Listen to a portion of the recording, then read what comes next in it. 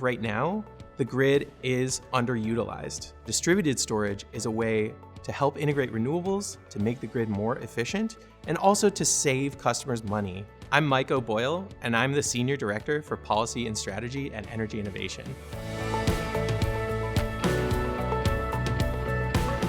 So I had the opportunity to fall in love with the subject of utility regulation and utility innovation when I was a law student at Arizona State University.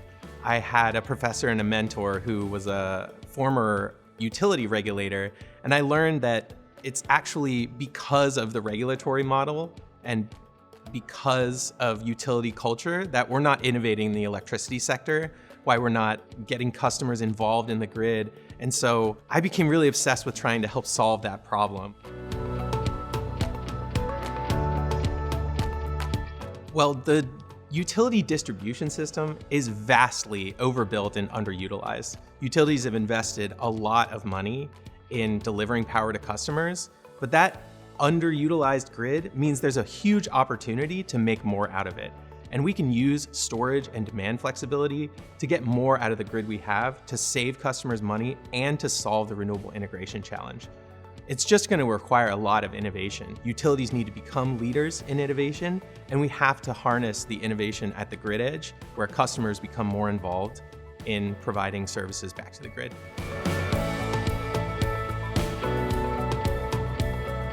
So one of the critical innovation opportunities is distributed storage. And by this, I mean energy storage, particularly batteries, that are sited at the customer premises and are primarily providing services to the customer, but also able to provide services like energy storage and demand shifting back to the grid.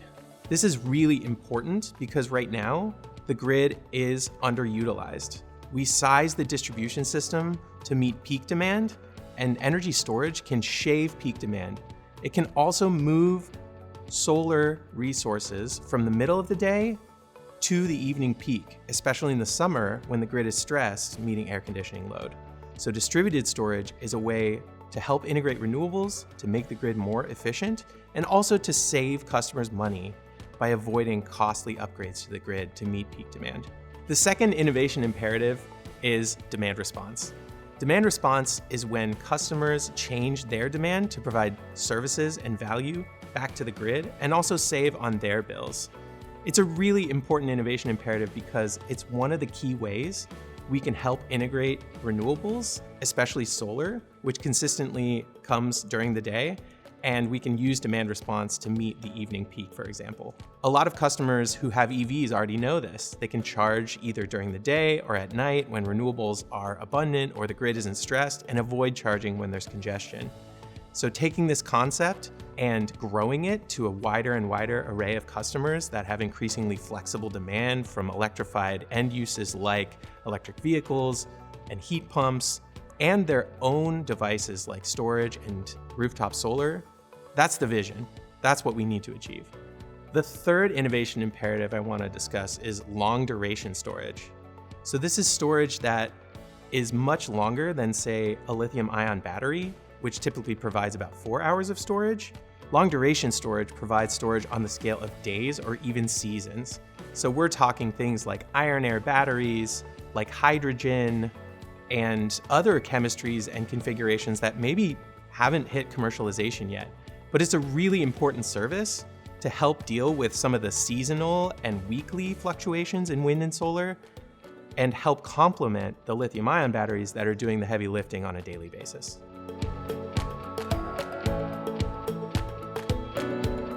A moonshot we should be aiming for is transactional energy. And by this, I mean a peer-to-peer marketplace for customer resources. So customers in this vision could buy and sell services with one another, possibly using companies as an intermediary. And those price signals help value those services fairly and make sure that customers that invest in them get returns on them for the value they're providing to the grid.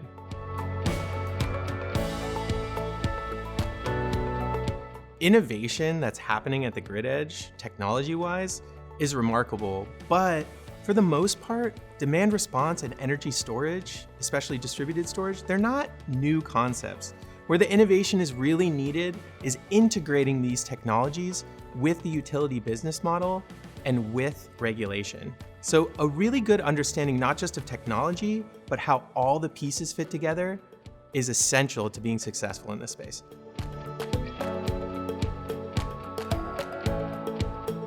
One thing I wish everybody understood is that utilities don't have the right incentives to drive adoption of demand response and distributed storage. So utilities make more money when they invest more capital. And if you're asking them to rely on customers for grid edge solutions, that may mean less capital spend.